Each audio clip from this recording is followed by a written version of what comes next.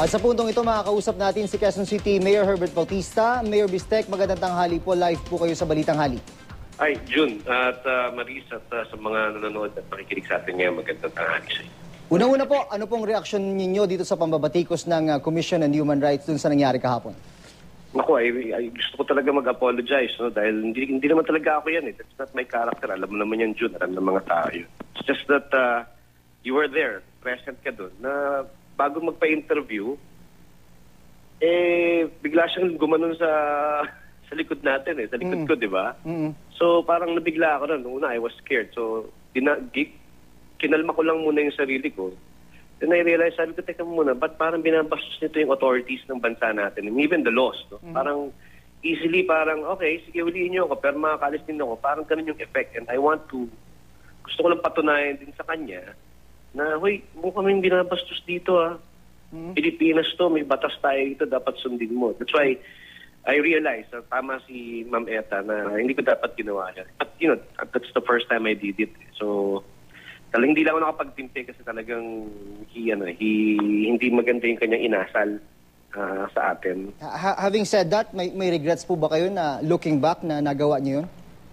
Well, siyempre masama ang loob ko kasi hindi naman talaga ako nananakit ng tao So, but you know, hindi ko napigil yung sarili ko. Kahit ikaw, nung kinakausap kita, sinasabi mo sa, mas yun na, Mayor, diba? Nagigil ka rin, parang ikaw nga gusto kong awatin Hindi po, medyo nabastos din po ako dahil kayo ang alkalde ng Quezon City at nagawa po sa inyo yun. At nakita ko po kung gaano kadelikado yung nangyari dahil may posas po yun. Ang iniisip ko noon, looking back, again, baka sa lieg nyo Yun naisip ko, Mayor Correct. Tama yan. That's why. Tama yan. And maraming ang mga negative na post din, no, na tinetext sa akin.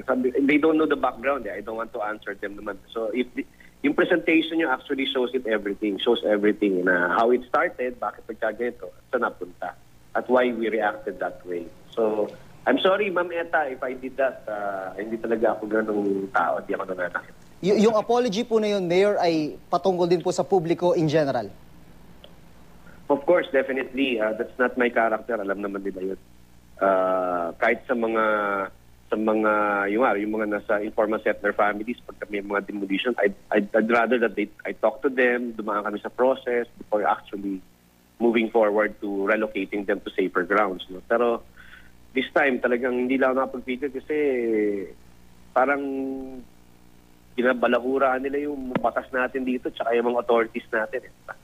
At saka yung napakalaki po nung kaso involved, we're talking about 10 kilos worth 15 million and yet ang actuation po ay ganun. Exactly. That's why nung I was reading through some of the posts, sabi ko, lahat sila gusto nila ibalik yung death penalty kahit sa drugs lang. Ako, pabor din ako doon kasi parang, teka muna, in Singapore, in many other countries that we feel are talagang may death penalty pa rin. Drugs yung talagang matindi. Even sa mga jails natin ngayon, June, almost 50, if not more than 50% of Quezon City Jail, pati sa female ward, ay drug-related cases. Kaya ganun ang situation. Nagkakaroon ng clog, nagkakaroon ng kasikipan sa mga city jails natin. So, ikaw, yung observation mo rin, paano nakakuha ng lisensya to? Kung di naman taga rito to. Tapos, paano, may connection lahat ito So, I mean, you know, there are a lot of things that kailangan natin ayusin sa ating mga batas. And primarily, looking through the post, sinasabi ng mga tao, kailangan ibalik ang death penalty para sa drugs. Although it will require a lot of, I don't know, constitutional amendment if have you, di ba? Finally, Mayor, what's the latest on the suspect? Ano po ang pinakahuli kung patungkol naman sa legal na hakbangin ng pag-uusapan? Well, I gave instructions to the district director ng Quezon City Police District. Sabi ko, Didi, hindi bailable offense yan, Kailan baka namin makalusot yan. I just hope that ang magiging resulta niyan is that he be deported. It defeats everybody's purpose. No? Di-deport mo lang, yun ang parusa niya.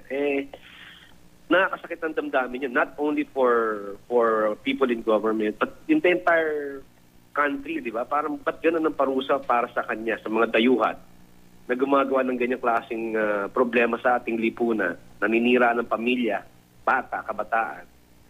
Sa China, pag nangyari yan, pinapatay. Dito, sige, sorry ho, wala ko kaming death penalty, di-deport ka na lang natin. I mean, it really is painful. No? So, sana talagang makulong yan, at patawan ng kaso at mahuli pa natin yung iba.